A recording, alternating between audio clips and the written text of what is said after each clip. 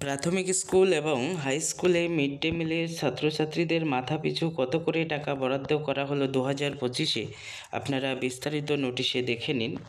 Notice করে যেটা জানানো হয়েছে, মিড ডে মিলের গুরুত্বপূর্ণ একটা আপডেট।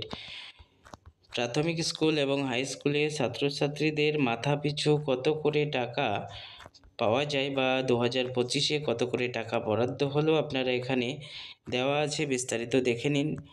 প্রাইমারি স্কুলে একজন ছাত্র বা ছাত্রীর মাথাপিছু যে টাকা বরাদ্দ হয়েছে 6 টাকা 78 পয়সা, যার ভেতরে কেন্দ্র সরকার দিচ্ছে 4 টাকা 07 পয়সা এবং রাজ্য সরকার 2 টাকা 71 পয়সা।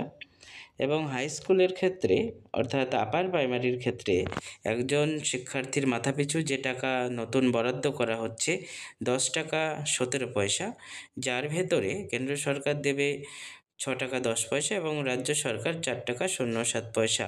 অর্থাৎ 60-40% অনুসারে রাজ্য বা কেন্দ্র এটাকে কিন্তু শেয়ার করে। আপনারা বিস্তারিত এখানে নতুন রেটটা দেখে নিন।